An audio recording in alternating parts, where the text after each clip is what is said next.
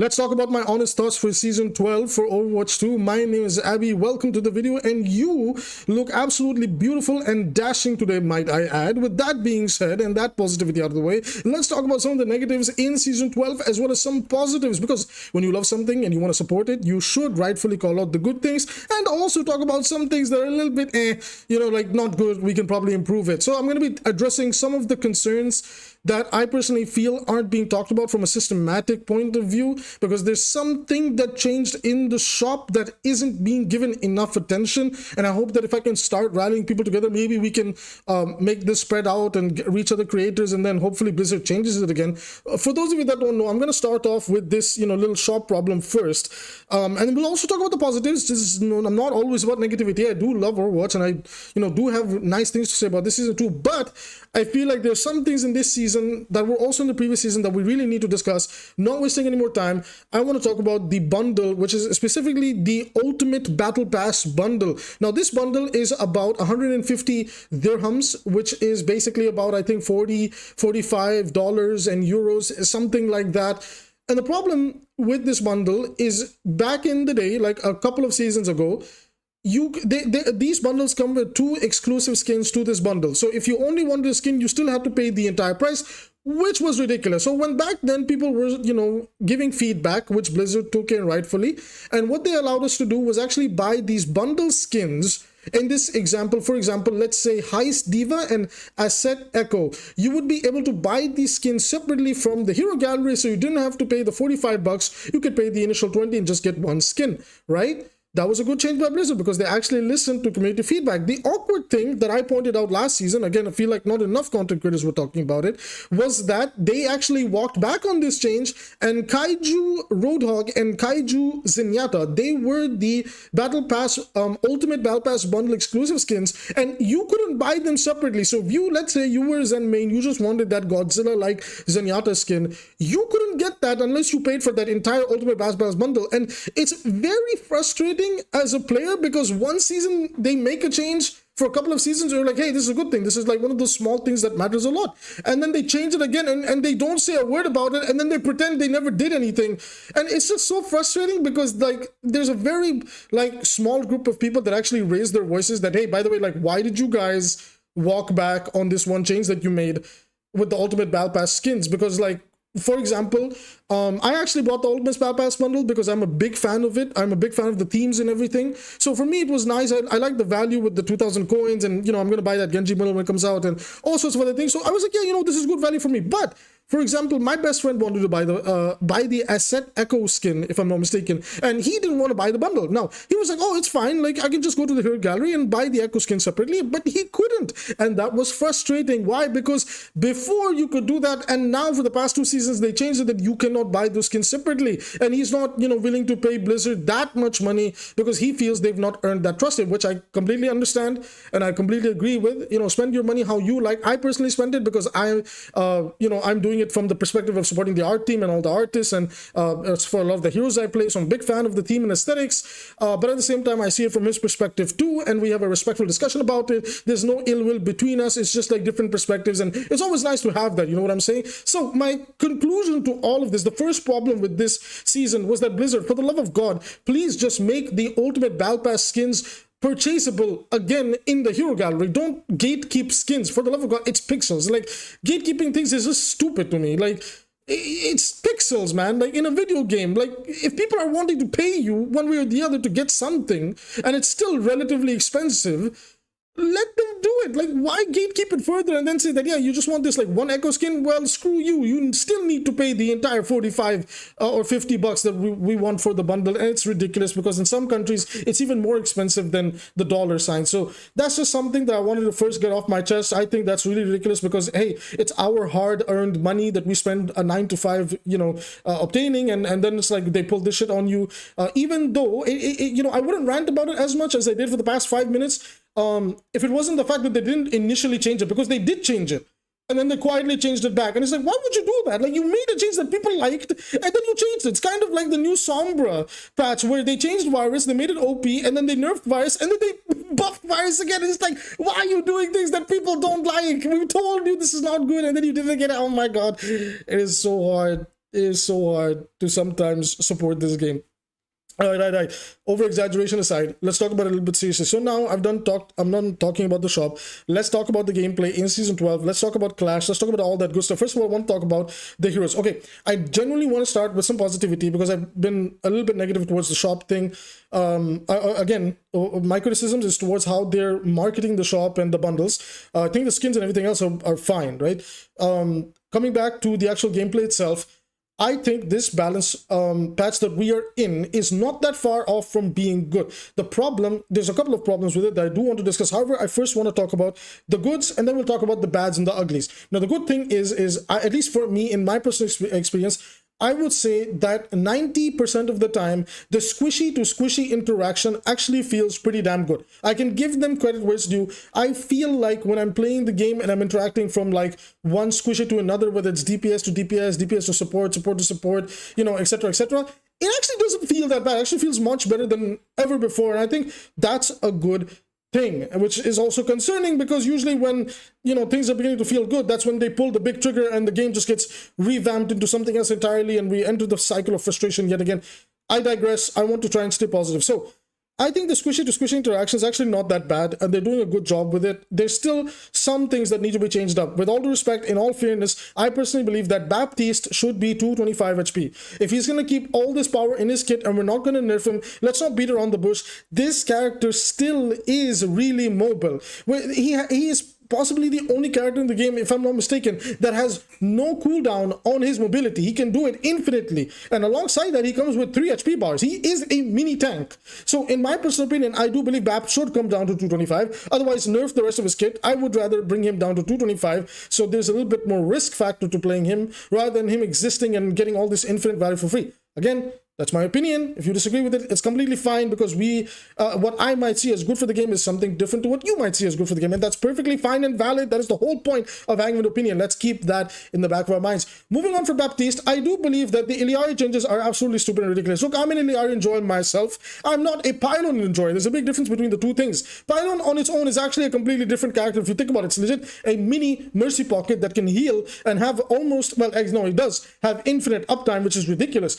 Personally, I would like that even if Pylon was the powerful part of 𝐒𝐈𝐈, I would rather that they make it on a timer that after a certain amount of time, Pylon goes down. This is good for 𝐒𝐈𝐈 because it allows you to, you know, be a little bit more strategic with how you're using your cooldowns. A lot of DPS and tanks have to do this. Why are we picking and choosing when it comes to, you know, certain characters in the support role? And also, I'm a resident hater of Torbjorn, so I would really like it if Torbjorn's turret can go on a timer as well, because this character is hilariously stupid, and this channel, the people that follow this channel know that I hate this guy, and he's been dodging nerf after nerf after nerf, and he's so good. Right now he's so good, it's insane. The only reason people cannot see it is because that armor, the armor is really strong. And now I want to talk about armor. I actually did a case study upon myself, which is hilarious because I had a little bit of free time in between, you know, learning and, you know, working towards my MBA, and I asked myself, you know, what is it about the current, you know, few seasons of Overwatch that makes me not enjoy the game? Because there's clearly certain areas where I do enjoy the game, and then there's areas where I do not. And I started to find a pattern, a link, a medium, let's say, that I realized, yeah, this feels pretty shit to play against, and that's where the frustration begins to stem. And I think everybody who's been playing these seasons is beginning to realize what this is, and that is nothing other than armor. Armor at the moment is by far the most powerful thing in the game, in the way that it can change the way it feels as a character to shoot something else. In my personal opinion, in any shooter game, whether it's first person or third person shooter, if the feedback that I get after shooting somebody and that armor shows that I barely did any damage, there's no excuse for it. It is going to feel terrible. Making players feel like they're not doing anything is horrible. I implore you to pick Genji or pick Soldier 76 because they are by far the worst recipients of this. Soldier 76 against D.Va is the most one-sided matchup in Overwatch history. I have never seen such a terribly one-sided matchup in my life simply because of the armor. D.Va doesn't even need the Matrix. Just let her run it down mid with that armor, and that Soldier is not doing anything.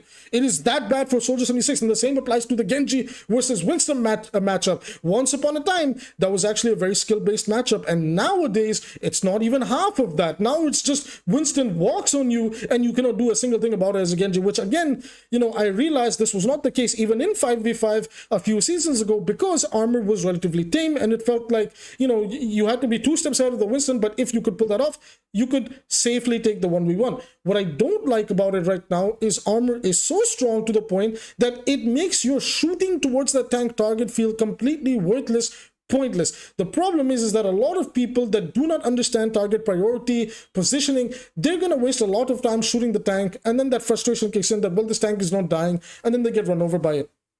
In my personal opinion, the major change that I want to see to the game, again, I'm going to talk about this in a more broader perspective a little bit later, just kind of throwing my thoughts out here like the video title states, is, in my personal opinion, armor needs a nerf more than anything in this game right now. It is dominating this game. It feels hilariously oppressive on Torbjorn. Like, try playing Tracer into Torb. It was bad before, and now it's hilariously terrible. Like, try jumping on Torb. When he presses E, he gets that overhealth, and his armor goes up with it.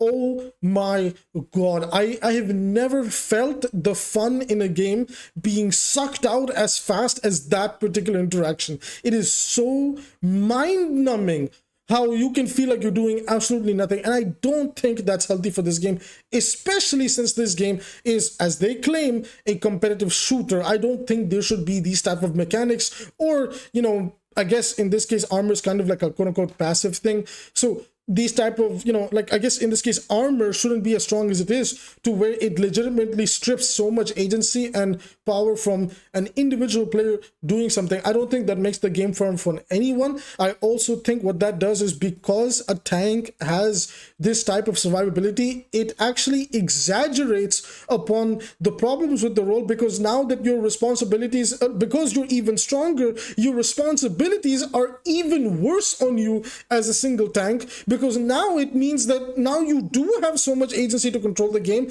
and the other people on your team have less of an impact. So unless you are overperforming, you and the rest of your team are gonna have a bad time. So in my personal opinion, I don't think the quote-unquote tank problem is solvable in 5v5, especially the counter-swapping one. It's never going to be solved. We have to go back to 6v6 for that. That doesn't mean that counter-swapping as a thing is going to be solved if we do move back to 6v6, but there will be a division in attention between 2 different tanks that will allow the role to feel a little bit better, because resources are not being bombarded to one person, they're being bombarded between 2 people. And when you have 2 people with different types of abilities and interactions in the game, the one person can feel like a little bit of a sigh of relief that, okay, he took these cooldowns, I took these cooldowns, and now we can kind of do our thing. That feels much better. There'll still be counter-swapping like there was back in Overwatch 1 as well. We cannot be blind to the fact that there wasn't counter-swapping in Overwatch 1. It was a thing, but it wasn't as hard as it was now. And that's kind of the problem with Overwatch right now, is it really feels like if you want to win the game, you must hard counter the enemy team. If they are playing Winston feels like he's unkillable, well, I guess I have to play Reaper, right? My tank has to play D.Va or Winston. And then if they're playing D.Va, well, I might have to play Zarya, and I might have to play Symmetra in order to do any amount of substantial damage, especially if it's a good D.Va player on a map with a lot of high ground. Oh my god, it is a nightmare. So those are somewhat of my honest thoughts. Like, again, in summary, armor needs a nerf. I think that is adding to a lot of frustration in the game. I think what we also need to talk about is the fact, like, at least in my opinion, I think the squishy to squishy interaction is feeling much better than ever before. It's not perfect. That doesn't mean there's no room for improvement. Please don't just take one thing I say and think that, oh, he said this and he's very absolute about it. No. I think it feels better than before, and I'm enjoying that aspect of it. I think it can be much better. So, but you have to acknowledge the steps that you take. It's like going to the gym and trying to build muscle or to lose weight. You have to track your progress one by one, so you know that, hey, this is going on an upward trend, this is going on a downward trend. Just like we can track, if they make bad balance patches, we track that. If they make good ones, we need to track that too. So I think from squishy to squishy interactions, as I described earlier, I think the game is actually feeling much better. However, I do believe that the tank to tank interaction and the tank to squishy interaction feels terrible, and a lot of that has to do with armor. I think armor needs a desperate nerf, and we might need to look at the 25% headshot damage reduction on tanks as well, because I think it's a bit too much. Even before these changes came out, I really like tank wasn't that bad overall. All we needed to do was perhaps just give them the 10%, you know, heal reduction and not the 20% one, I believe, that the squishies have. So I think that would have been the more healthy medium. I do want to talk about Clash as well, and I have a more in-depth video coming about that because, you know, how do I say this? Clash is good and bad. It's more of the same, and yet it's also new. But from the objective that were they able to solve 2CP's problems with it, I will disagree and say no, I don't think they were able to solve the 2C problems with it. I think this mode, if anything, exaggerates upon those problems. But the difference between 5CP and 2CP is that 2CP at least offered a unique gameplay loop that made you feel different loading into it.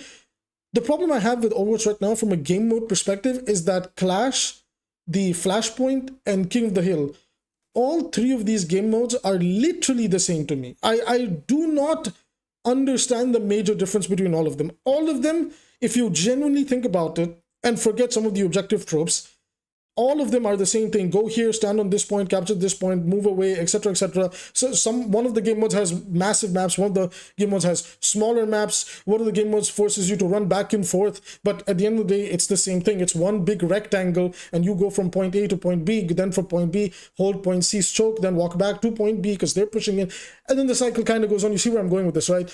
So that is my small problem with that, is that it doesn't offer that gameplay loop that I was looking for, that I actually enjoyed in 2CP. I might be one of the few people that unironically enjoyed 2CP, because for me, the thing I liked about 2CP, don't get me wrong, its frustration still made me frustrated. But what I liked about 2CP was that it felt like a breath of fresh air, because the gameplay loop in 2CP actually was very different as to how you approached it compared to a lot of the other Overwatch game modes. The reason I don't like the state of the new game modes is that they all feel particularly the same.